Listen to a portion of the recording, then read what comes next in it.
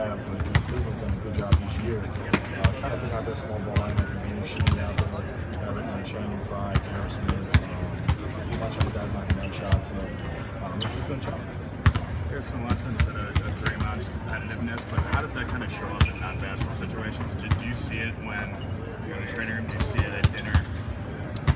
It's an everyday thing. I mean, it's doesn't matter what it is. It can be a very small thing.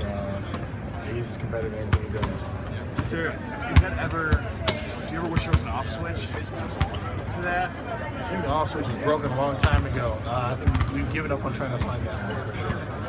The Golden State is a relatively young team, but they are players that have played with multiple teams. They have a lot of experiences playing with big moments. What have you learned from them? I mean, a lot. I mean, the guys in this league have been in here a while. Andre Iguodala, Andrew Gordon, Sean Livingston, Leandro Barbosa. I mean, they just have a lot of veteran experience from all the teams they've been on. Things that have gone well, things that haven't. So that's what they bring to the team amongst a lot of guys who are younger. There's this Golden State's won game 1, but there's room for improvement. What can you see to be improved in game 2? We just do a better job of moving the basketball. There's still some openings that we can find, and I'm just trying to cut down on turnovers. I thought we did a good job last game. I think we only had 9, but when we have those games where we get 15, 20 turnovers, that just gives the other team so many more possessions than we have. How important was it to see others step up when plays aren't doing their best? It was huge. Our strength all year has been our depth, our bench, and I think that was very evident last night. 45 points from the bench. Sean stepping up big, Andre playing big. Both everyone who came in had an impact, and on the night when Steph and Clay are making shots, it was good to see everybody else contribute. Harrison, what was the process like going from Game 7 to Game 1 in the finals, preparation-wise to your new opponent? It was very different, obviously, because Game 7 was like we knew that we were going to enjoy Game 7 that night, and then the next day it was going to be focused towards Cleveland in the finals, and that's what our focus has been on. It seemed like last year they were trying to make you and Draymond playmakers. You had to take advantage of the room that was given.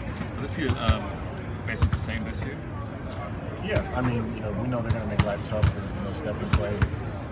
That's their focus, so everybody else has to be ready to step up and be aggressive. Whether that means putting the ball into the basket, whether that means driving and kicking, whatever it may be. But we know that they're not just going to let those guys spot up and give up.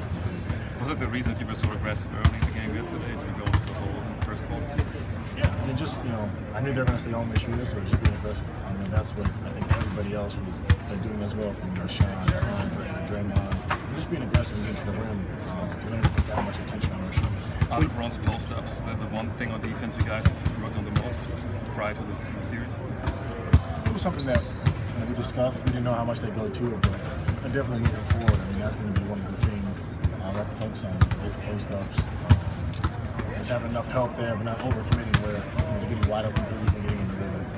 What's it like to watch Andre and Sean interact on the court, just around the team, knowing that they're two guys that they grew up, they played against each other when they were 10, 11 years old, and just that dynamic? What do you observe about their relationship that way?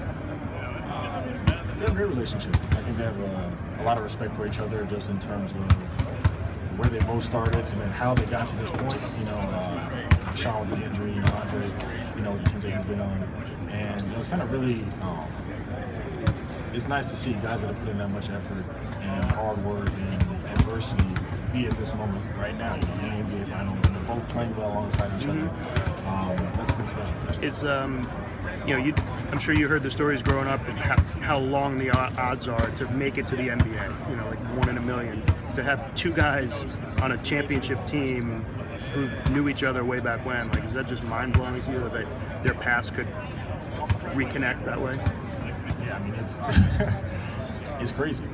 Like I said, I mean, just when you think about not only the fact that they grew up together, but literally the journeys that they went on. I mean, Sean to having Dr. Songi never even play basketball again, to Andre, in the years in Philly, and then coming in Denver, and then coming here to be on such a great team, and to be here in the finals. It's like, man, this is crazy. And for both those guys having terrific game ones.